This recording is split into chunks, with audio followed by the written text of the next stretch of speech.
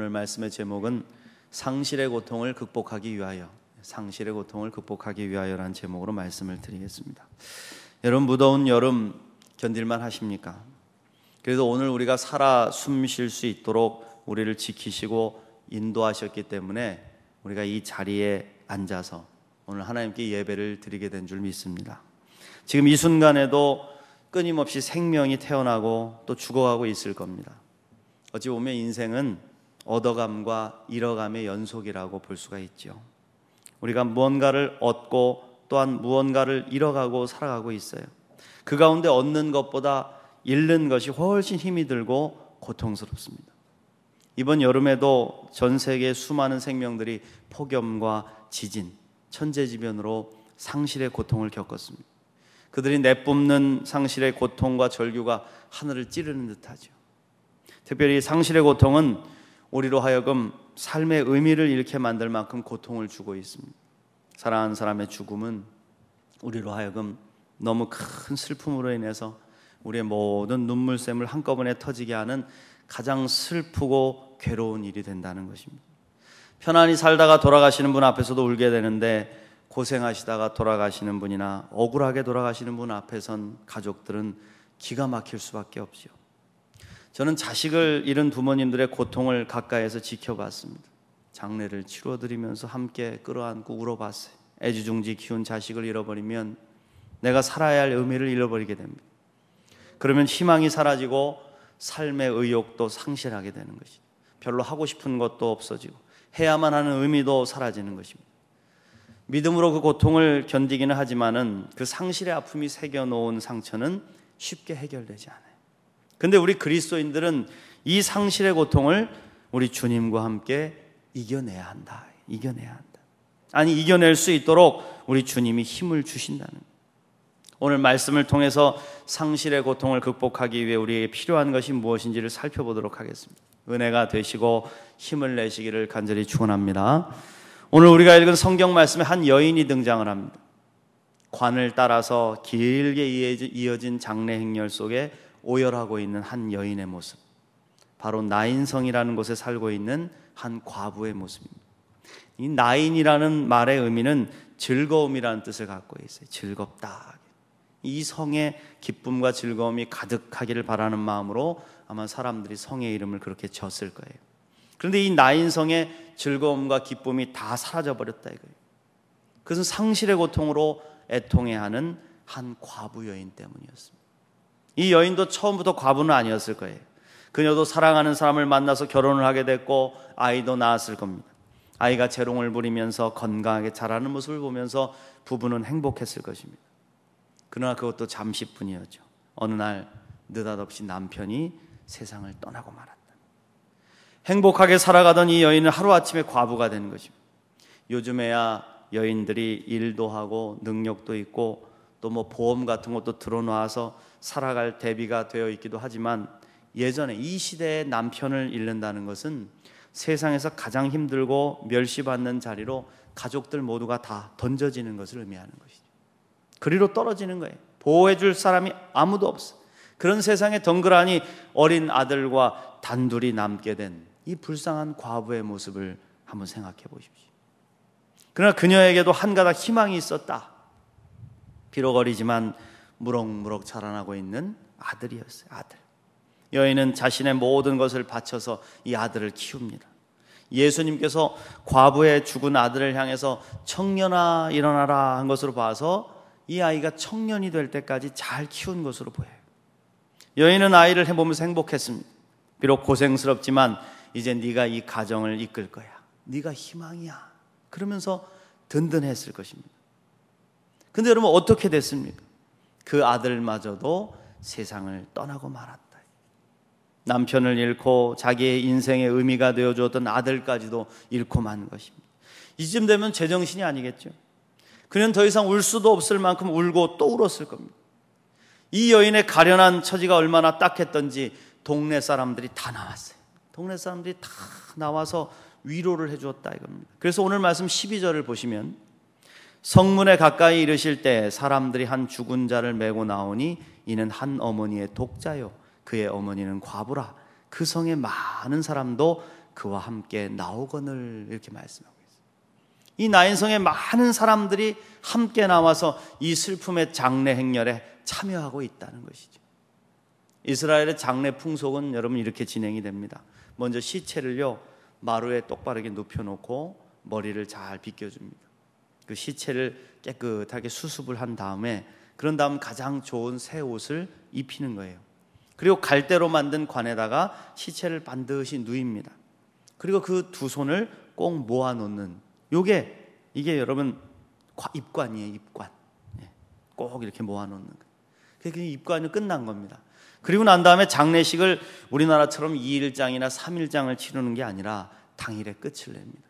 그 당일에 오후 5시나 6시쯤 되면 죽은 자가 누워있는 관을 메고 밖으로 나가는 거예요. 장례 행렬의 제일 앞줄에는 여자들을 딱 세우고 나가는데 그 이유가 뭐겠어요? 그 이유는 이 세상에 죄가 들어와 죽음이 시작됐는데 여자인 하와가 먼저 하나님의 명령을 어기고 죄를 범했기 때문이라. 이제 그런 상징적인 의미로 여인들을 먼저 앞에 세워. 그리고 남자들은 관을 메고 그 뒤를 따라가고 이제 돈을 주고 불러온 호곡꾼들이나 가족들이 피리를 불고 따라가면서 이제 곡을 하면서 따라가는 거예요. 이게 장례예요. 죽은 청년의 장례 행렬이 동네를 지나서 이제 성문 밖을 막 빠져나갈 때였습니다. 저 멀리서부터 또 다른 행렬이 나인성을 향해서 다가오고 있더라. 11절 말씀을 보십시오. 그 후에 예수께서 나인이란 성으로 가실새 제자와 많은 무리가 동행하더니. 할렐루야. 그렇습니다. 죽은 사자를 메고 나오는 어둠의 장례 행렬과 생명의 주인 되시는 예수님께서 많은 무리를 이끌고 나인성을 향해 걸어오는 이 빛의 행렬이 성문 앞에서 마주쳤다는 것입니다. 저는 이 장면을 묵상하면서 참 은혜를 받았어요. 죽음의 행렬과 생명의 행렬의 만남, 어둠과 빛의 만남이 여기서 이루어진 것이죠. 그때 예수님은 이 죽음의 행렬을 멈춰 세우셨다. 할렐루야. 이게 은혜예요, 여러분. 이게 상실의 고통을 극복하는 첫 번째 방법은 절망의 고통을 향해 걸어가던 걸음을 멈추는 것입니다. 멈춰야 돼요. 우리가 상실의 아픔을 겪게 되면 정신을 잃을 만큼 괴로움에 휩싸이게 되죠. 그러면 아무것도 보이지 않습니다. 아무 소리도 들리지 않습니다. 그래서 많은 사람들이 상실의 고통에 매몰돼 가지고 외톨이가 되거나 우울증에 걸려서 괴로워하다가 스스로도 상실의 고통 속으로 사라지게 되는 거예요. 이를 극복하기 위해서는 끌려가던 걸음을 멈춰야 된다. 그런데 이 걸음을 멈추는 방법이 있어요. 예수님이 우리를 멈춰주시도록 주님 앞에 서는 거예요. 오늘 말씀 14절을 보십시오. 가까이 가서 그 관에 손을 대시니 맨 자들이 서는지라 그랬어요. 여러분, 관을 맨 행렬이 멈춰섰습니다. 슬픔에 젖어 아무것도 보지 못하고 그저 비통한 죽음의 길, 이 장례의 길을 걸어가던 이 걸음을 예수님이 멈추게 하셨다. 이 멈춤은 단순히 무덤으로 가는 길을 멈추게 한 게 아닙니다. 절망과 죽음과 두려움과 외로움의 길을 걷고 있는 우리 인생의 걸음을 주님께서 멈추게 하셨다는 거예요. 믿습니까? 사망과 죽음의 권세를 다스리시는 우리 예수님께서 우리로 하여금 생명의 길로 걸음을 돌이키도록 멈춰 세우셨다 이겁니다. 세우셨다. 그렇습니다. 우리는 예수님 앞에 멈춰 서야 됩니다. 참 사람들이 예수님 앞에 멈춰 서려고 하질 않아요. 예수님을 만나야 되는데 데리고 와서 예수님을 좀 만나게 해주려면 멈추질 않아. 그냥 휙 하고 지나가 버리든지 도망을 치든지. 지금 이 시간에도 우리는 죽음과 고통의 행렬을 따라 걸어가고 있는 겁니다. 수많은 문제와 해결하지 못할 고뇌를 품고 상실의 고통 속에서 괴로워하면서 이 어둠의 길을 걷고 있는 사람들의 뒤를 따라서 그 길을 계속 걸어가고 있는 거예요. 이 길을 걸어갈 때 이 걸음을 멈춰주실 분이 누구냐 이거예요. 누굽니까? 우리 예수님밖에 없다. 믿습니까? 그렇습니다. 우리 예수님은 죄와 허물로 인해 절망이라는 기차를 타고 고통의 터널을 지나서 죽음이라는 종착역을 향해 달려가고 있는 우리 인생의 걸음을 멈추게 하신 거예요. 온몸으로 막으신 거예요. 예수님 우리 인생이 상실로 인해 더 이상 어찌할 수 없는 절망의 길을 걸어갈 때 우리 앞으로 다가오셔서 걸음을 멈추게 하신다. 사랑하는 성도 여러분, 지금 더 이상 어찌할 수 없는 좌절과 절망의 길을 걸어가고 있다면 우리 앞에 서 계신 예수님 앞에 멈춰 서시기를 축원합니다. 도망치지 말고 좀 멈추십시오. 그리고 예수님을 바라보십시오. 주님께서 좌절과 절망으로 가고 있는 여러분의 걸음을 돌이켜 생명과 소망의 길로 인도해 주실 줄 믿습니다. 두 번째로 주님께서 보시고 긍휼히 여겨주셔야 한다. 긍휼히 여겨주셔야 한다. 주님이 어루만져 주심을 경험해야 한다. 그래야 우리가 회복의 은혜를 경험할 수 있습니다. 예수님은 상실의 고통으로 몸부림치는 한 여인을 외면하지 않으셨어요. 그 여인을 바라보셨습니다. 13절 말씀해 보시면 주께서 과부를 보시고 불쌍히 여기사 울지 말라 하시고, 울지 말라 하시고, 예수님 관 뒤를 따라오며 슬피 우는 과부를 바라보셨습니다. 그리고 말씀하셨어요. 울지 말아라, 울지 말아라. 저는 이 말씀을 묵상하면서 주님이 바라보시는 곳에 은혜가 있음을 깨달았습니다. 우리 주님께서 세상에 계실 때 바라보신 곳이 어디입니까?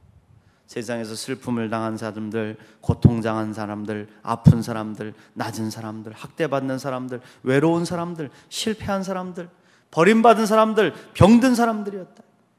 이 사복음서를 읽어보면 주님께서 보셨다, 바라보셨다 하는 말씀이 40번 정도 나오는데, 그때마다 주님의 눈길이 머문 곳은 인생의 무거운 짐을 지고 고통당하는 사람들이 있는 곳이었어요.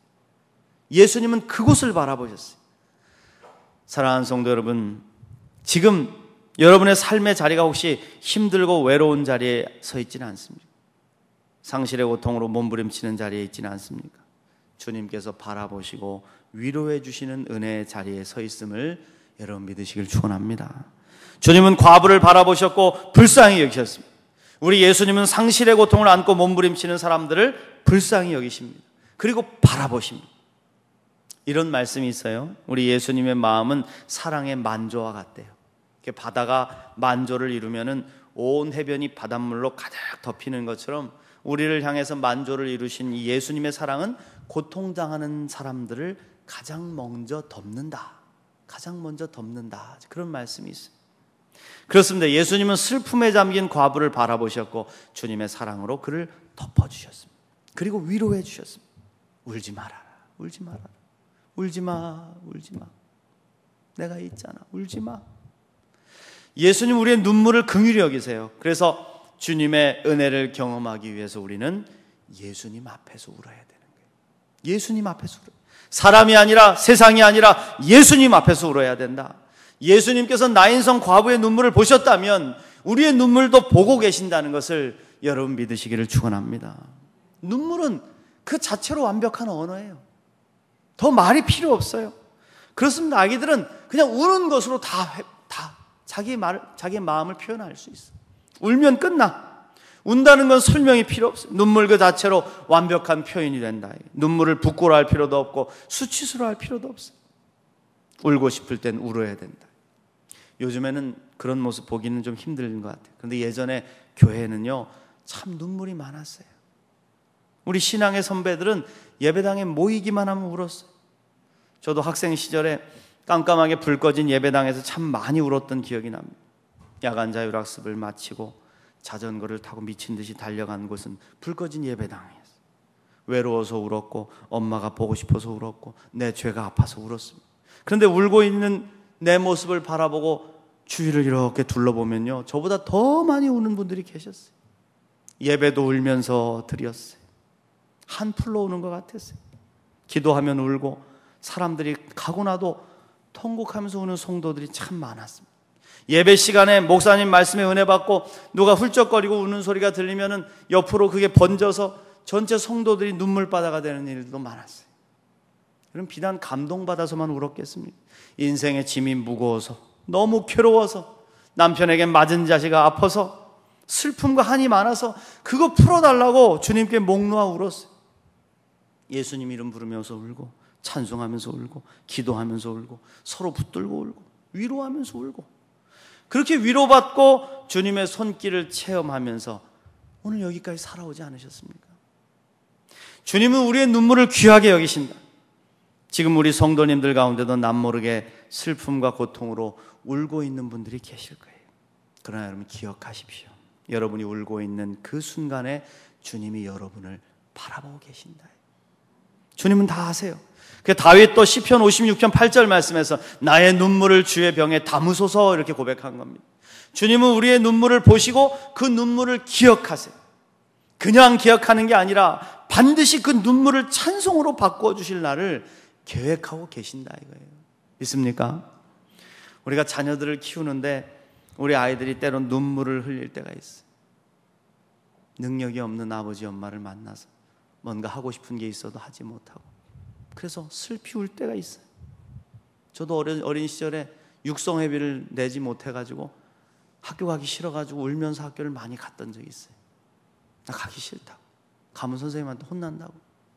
그런데 그 눈물을 흘리는 모습을 볼 때 부모라면 어떤 심정이겠습니까? 그 눈물의 이유를 해결해 주고 싶은 열망으로 마음으로 더 많이 울고 있지 않냐 이거예요. 부모라면 그렇지 않습니까? 우리 하나님의 심정이 그렇시다 이거예요. 하나님은 우리의 눈물을 보시며 그 눈물의 원인을 해결해 주시려고 움직이신다. 믿으시기 바랍니다. 성경 속 인물 가운데 히스기야 왕을 보십시오. 죽을 병에 걸리자 히스기야는 그냥 울었습니다. 벽을 바라보고 대성통곡했어요. 그러자 하나님께서 이사야 선지자를 통해서 이렇게 말씀을 해주시는 겁니다. 내가 내 기도를 들었다. 그리고 네 눈물을 보았다. 내가 내 수 안에 15년을 더하겠다. 할렐루야. 히스기야는 눈물로 하나님의 마음을 움직였고 생명을 연장받았습니다. 눈물은 능력이 있는 거예요. 눈물의 기도는 하나님의 마음과 보좌를 움직이는 힘이 있다. 예레미야 31장 16절부터 17절 말씀에 여호와께서 이와 같이 말씀하시니라. 내 울음소리와 내 눈물을 멈춰 너의 장래에 소망이 있을 것이라. 할렐루야.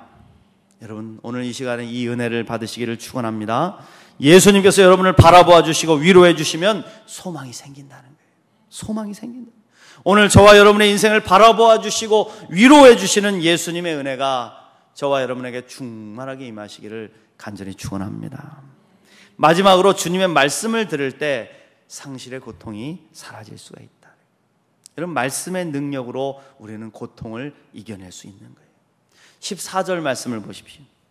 가까이 가서 그 관에 손을 내시니 맨자들이 서는지라. 예수께서 이르시되 청년아 내가 내게 말하노니 일어나라 하심에 죽었던 자가 일어나 앉고 말도 하거늘 예수께서 그를 어미에게 주시니. 할렐루야. 여러분 이 얼마나 놀라운 은혜입니까? 눈물이 변하여 기쁨이 되게 하시고 슬픔이 변하여 춤이 되게 하시는 은혜가 바로 이런 은혜죠. 예수님은 말씀으로 이러한 기적을 일으키신 것입니다. 말씀으로. 우리 예수님은 성경에서 죽은 자를 3번 살리셨어요. 그때마다 일어나라 일어나라 이렇게 말씀하셨어요. 마치 잠자고 있는 자를 그만 자고 일어나라 그러시는 것처럼 잠자는 자를 깨우듯이 죽은 자를 일으켜 세우셨습니다. 예수님의 말씀이 죽음과 절망을 이기신 줄로 믿습니다. 여러분 주의 말씀의 능력이 이걸 이기게 하신다니까요. 그러므로 우리는 주님의 말씀을 붙잡아야 삽니다. 주의 말씀을 붙잡고 그 말씀을 듣고 가슴에 새기고 매달려야 된다. 그러니까 저는 힘들고 어려울 때마다 2가지 말씀을 꼭 붙잡아요. 첫 번째 말씀은 바로 요한복음 11장 25절부터 26절 말씀. 예수께서 이르시되 나는 부활이요 생명이니 나를 믿는 자는 죽어도 살겠고 무릇 살아서 나를 믿는 자는 영원히 죽지 아니하리니 이것을 네가 믿느냐. 할렐루야. 여러분 이 말씀을 믿으십니까? 저는 이 말씀을 믿습니다. 부활이요 생명 되시는 예수님을 믿는 우리들도 영원한 생명을 지금 품고 있음을 저는 믿습니다. 그래서 현재의 고난은 장차받을 영광과 좋게 비교될 수 없어요. 고난과 죽음이 두렵지 않습니다. 주님의 말씀이 저와 여러분에게 놀라운 위로와 용기를 주시기 때문에. 할렐루야. 이 말씀을 붙잡는 저와 여러분 되시길 축원합니다. 2번째 말씀은 바로 로마서 8장 28절 말씀입니다. 우리가 알거니와 하나님을 사랑하는 자 곧 그의 뜻대로 부르심을 입은 자들에게는 모든 것이 합력하여 선을 이루느니라. 할렐루야. 여러분 우리는 이 말씀을 붙잡고 믿음으로 걸어가야 돼요. 지금 좀 힘들고 어렵고 부족함이 있어도 모든 것이 합력하여 선을 이루시는 하나님의 능력이 우리 인생을 지금 그리고 계신다니까요. 그려가고 있는 거예요. 모든 것이 합력하여 선을 이루는 그림은 가장 아름답고 완성된 우리의 인생의 그림입니다.